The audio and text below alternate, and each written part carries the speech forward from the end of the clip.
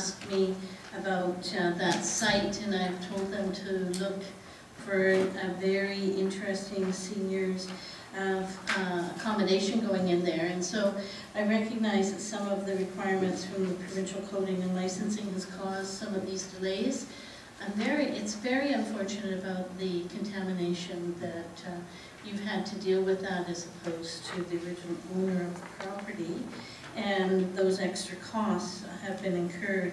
But I do believe the lower rise roof and some of the other things you're introducing makes for a better project, plus you're going to get a couple more units in there.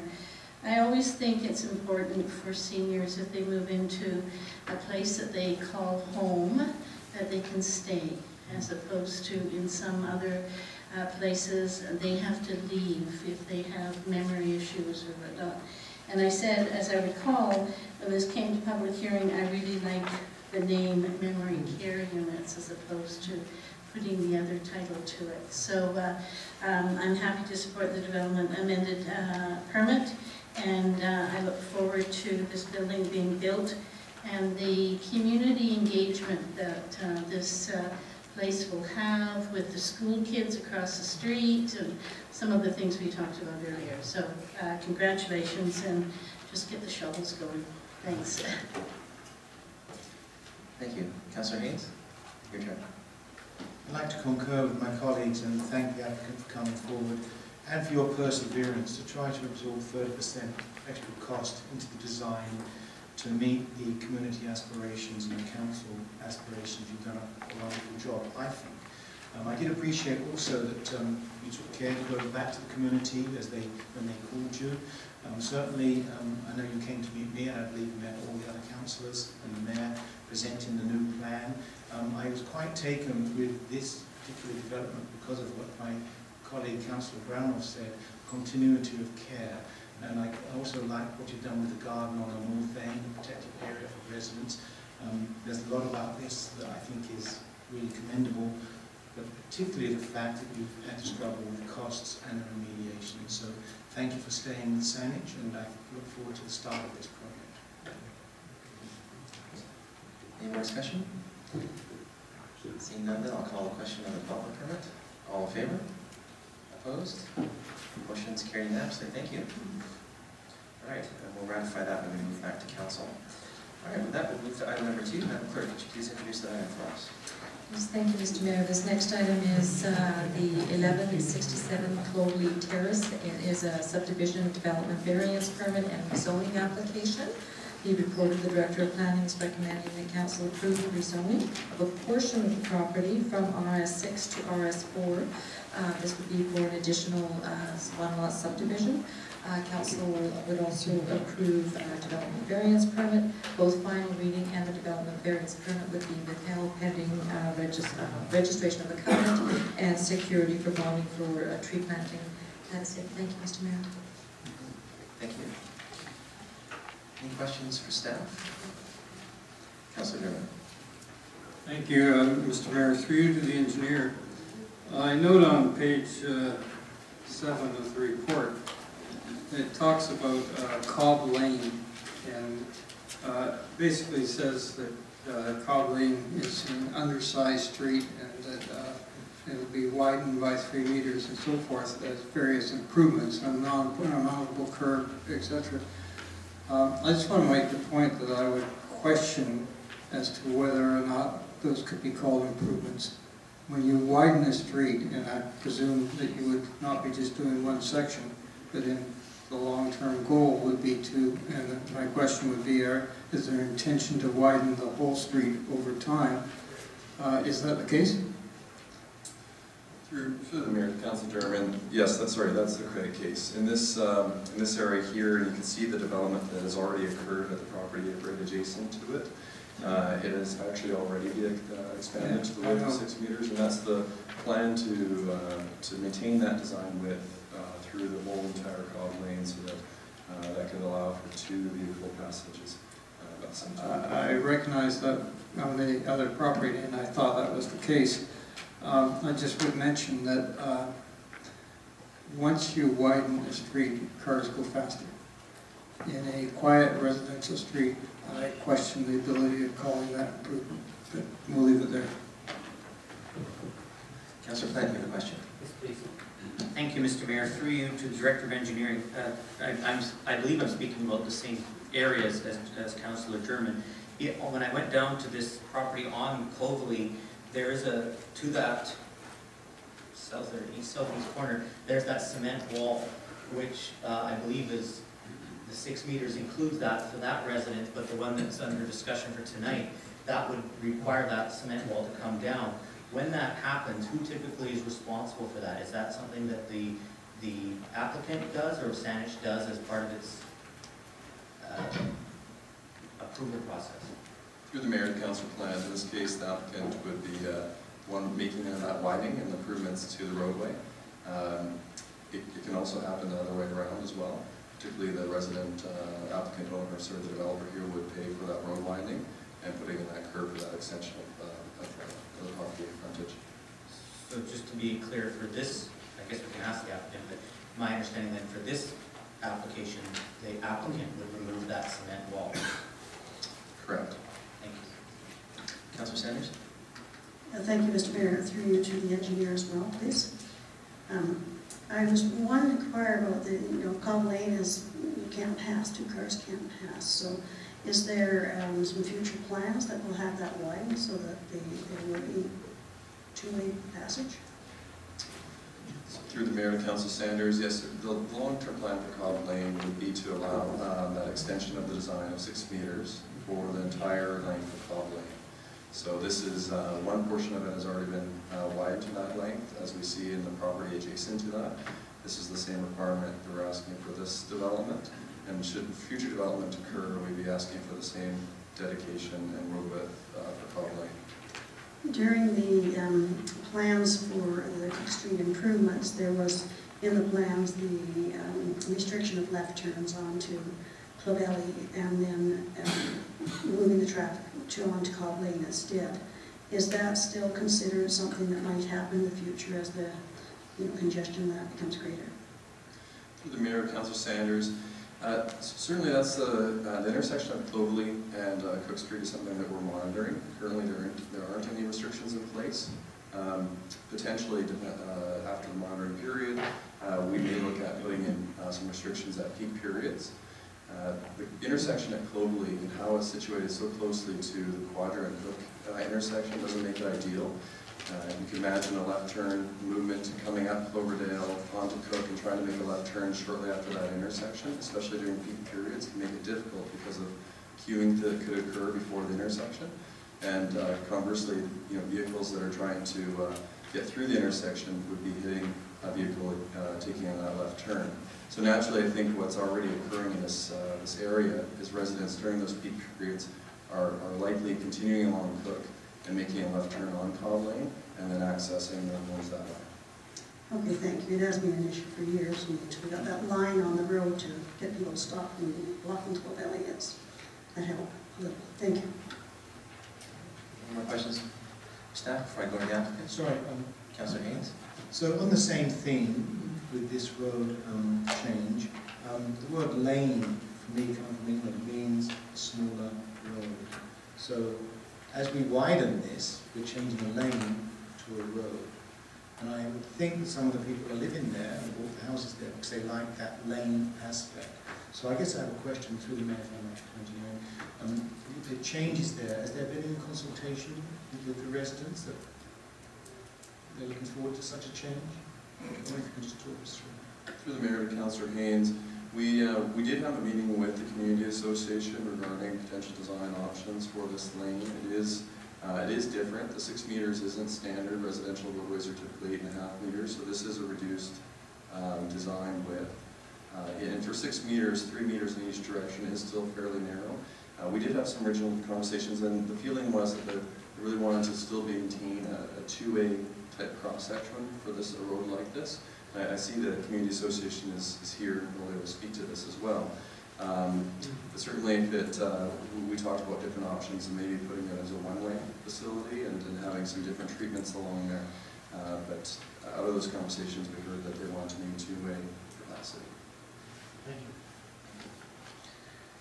With no other questions then, I'll then ask the applicant to begin his presentation. Thank you, Your Worship and Councillors. Yeah, my name is Terry Globin. I'm the owner along with my wife, Angela Welts. And here to make a brief presentation on the rezoning subdivision and variance. Could you talk to the mic? Oh, I'm sorry. Sure. It's, my name is Terry Globin, and I'm here as owner of 1167 Clove Valley. My wife is not here, but we're working together on this project. It's a short PowerPoint presentation, and I'm just going to touch upon the key areas. The project team includes Victoria Design Group, who's the architect I'm sure you're familiar with, who've done many architectural drawings and buildings, and as well as engineers and landscape designers. Just wanted to point that out. The project, the proposal history, really, this is a sensitive infill. The lot is 12,000 square feet, and there's an existing home, very nice white home that is shown in the color photos of the report, and that home will be retained and blend in along with all of the other homes along Clove Valley. And as the slope, the property is rectangular, and it slopes down to Cobb Lane. The backyard is largely grassed. There's just a few shrubs. There's a few nice fruit trees that I hope to save, and some of them will be saved.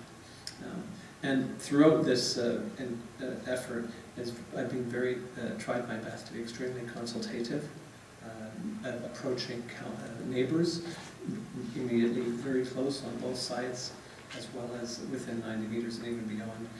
To some degree, engaged with the neighborhood association a number of times, going back to early 2014, and had shared the ideas. I wanted to make sure that any concerns were incorporated into the design,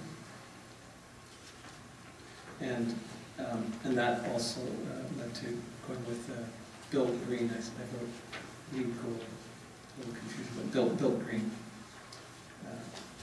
The site slopes about 10 meters and rather gently, so the new home, excuse me, the new home will be fit nicely into that lower level and will not be impacting any of the views. That was a concern amongst the owners who are up on Clove Valley, because if it's a terrace and it does look down, it won't affect views from the neighbors, particularly on Clove Valley. Actually, the entire length that I'm aware of. Just briefly touching on the owner's tasks that I'm aware of so far, which is the extension of along Cobb Lane to create the new home that I'm proposing, because it's just a retention of the existing home and a new home. I'll be extending the main storm water and sewer lines, and I'll also have engaged the engineers who have put together drawings that will contain these underground tanks for storm management to ensure that there's not too much water pouring down onto the lane. And that was a point brought up by neighbors and as well as the association. And so I worked hard to try and incorporate that element. There'll be some trees, as you've seen, added purple trees, and the home will be quite Built Green with potential for solar energy. Now, moving on, just briefly here, touch with stakeholder discussions, of course, a very critical element. And the key neighborhood concerns were noted in the report, and I'm not going to get too detailed on that, but it involves traffic, road issues you've already mentioned about Cobb Lane. The impact, I think, across from the proposed new lot at Cobb Lane, across the street is this old medical clinic. It's like a house, but it's a medical clinic in the Bank of Montreal. And I mean, that's clearly a property that's yearning for something at some point. And so I'm just right across the street, but there was concern wondering how my property would work. And I think it's more of a transition. It's a single family home. There's no suite. It's just a single family home. And it's continuing.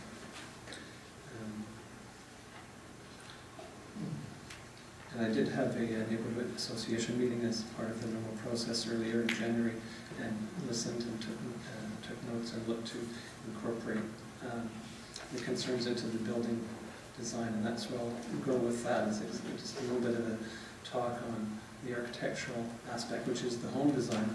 And when you look at the report that was prepared by the Director of Planning, I believe it's on page 8. On page 8, you'll see the north elevation.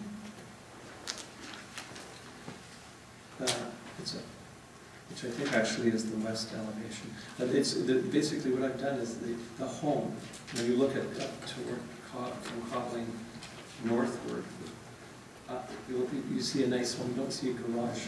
You'll see a front of the home. The access to the parking is up the driveway on my property and into the home, sort of tucked away, and that was a strategic intention to, therefore, when the road gets widened by 3 meters, it's actually could hold 2 cars, depending on if there's any parking restrictions. But clearly, you could. It's the house right beside it to the east has when you look from Cobb Lane north, they have a garage, and so it kind of doesn't add for width of parking because there's often cars parked there, so it's not easy to drive. So this width does allow. Does allow for some well, it continues to widen because the property to the east is already 3 meters wide, so is mine, and then we only leave the next few homes to the west. So it does provide some maneuvering that otherwise won't be there. Privacy was also an issue brought up by neighbors, and particularly the neighbors to the east and west. I worked very closely with the architect to ensure that the windows are particularly along the west elevation, they're actually where the washrooms are, so they'll have their privacy if they're backyard, nobody will be looking on.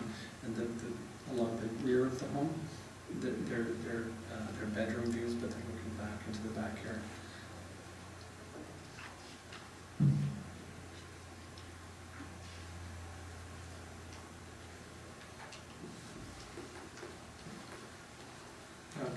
A key aspect is the variances that I'm requesting, and the reality is that a lot of these are caused because of the road dedications. This is a unique property with road dedication on both ends, on the north and south end of the property, equating to about almost 1,100 square feet. The last 12,000 before the dedications.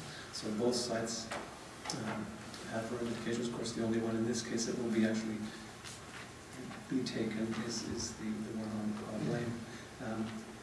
And the lot itself is wider than it is long, and that's what has caused the variances, the number of the variances, because it's narrow, and so it's requiring a few meters of well, actually on the proposed home it's about 5 meters, or a specific number, and that's again because it is much wider than it is deep. But the home design is only about 40% footprint, and we really wanted to have a look that was consistent with the home to the east, as well as existing residence that's up the hill, that stays they're both about the similar footprint, about 1,000 square feet each floor. So it should look proportionally quite nice. This will be a newer, more modern interior design probably, but the exterior is very character driven and looks with stucco and some and hardy plank in the mix, and some rock should look very consistent with the neighborhood. And security was a bit of an issue along Cobb Lane. Some of the residents were actually looking forward to having a newer home because currently the hedges, there's these large hedges, as you can see from the photo, that make it, to some neighbors, they actually don't find it that comforting to walk, especially in wintertime and darker days with these hedges. There's no lights, and it's a little bit dangerous. they feel, with this new home, and there'll be a light, a street light. And this home, it should actually make for a more appealing and lively and wider perspective and better for security in that sense. And potentially a buffer. One of the neighbors thought that the house would perhaps provide some noise buffer from traffic on Cook.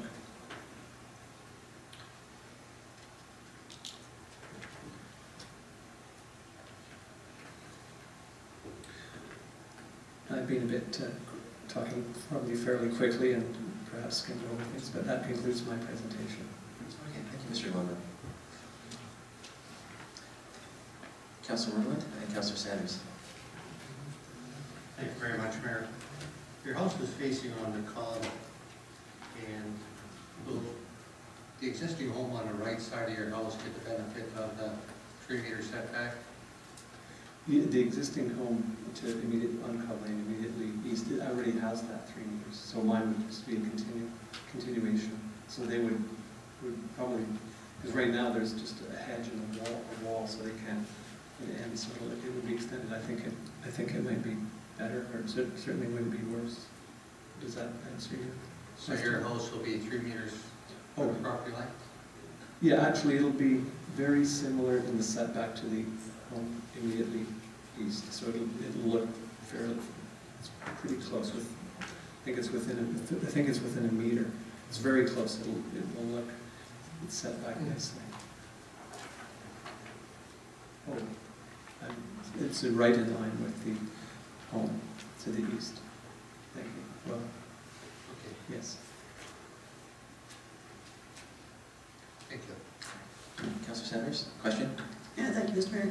I have 2 things. The trees that you're proposing, the beech trees, beautiful looking trees, but they are deciduous. Had you considered something that would be evergreen to give privacy and noise barrier and such?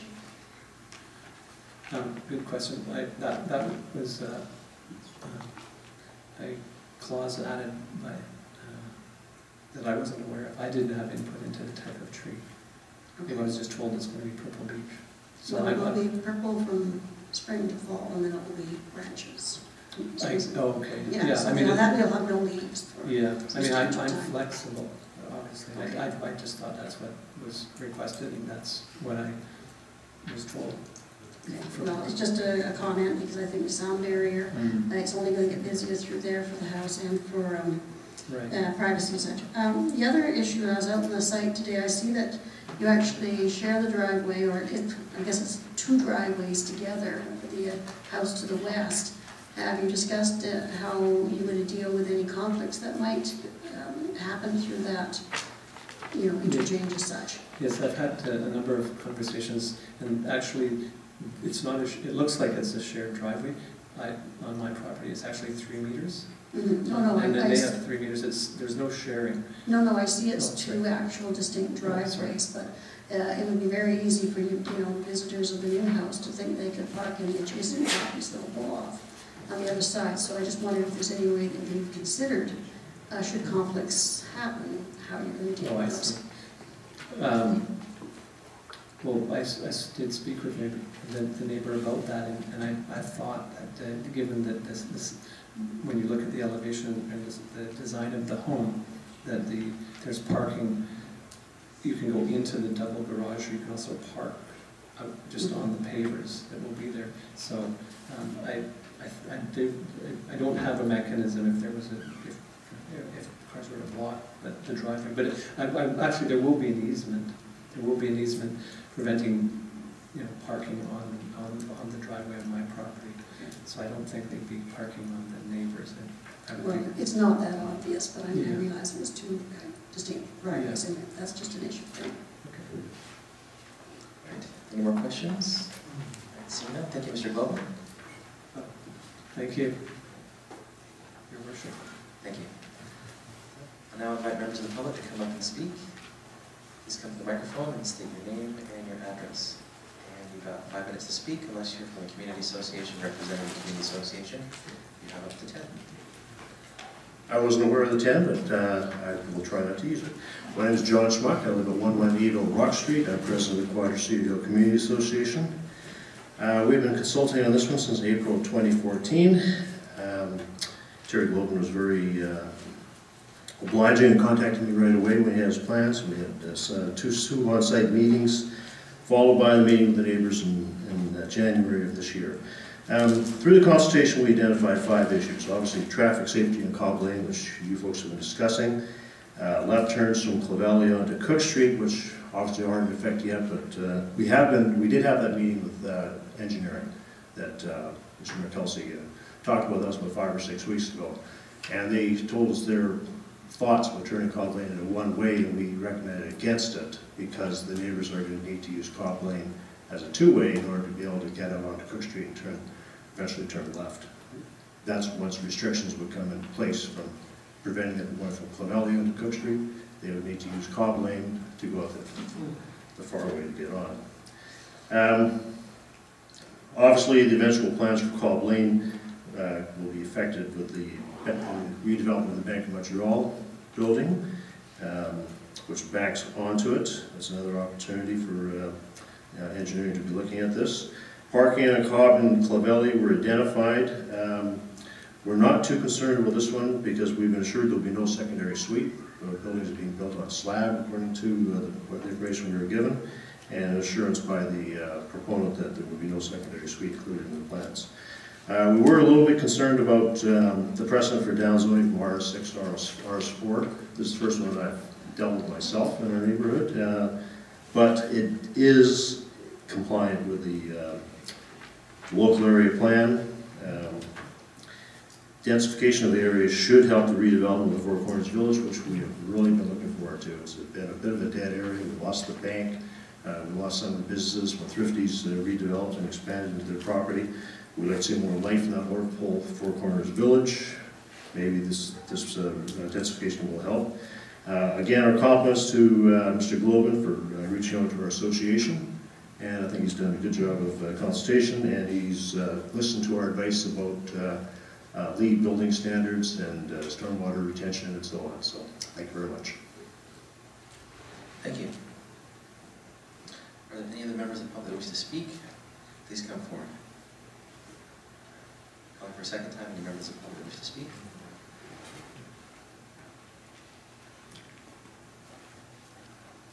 Hello? Mr. Mayor, Councilors, my name is Carl Kavanaugh. I live at 1197 Clavelli Terrace. And I'm speaking in favor of this application tonight, and I hope you pass it.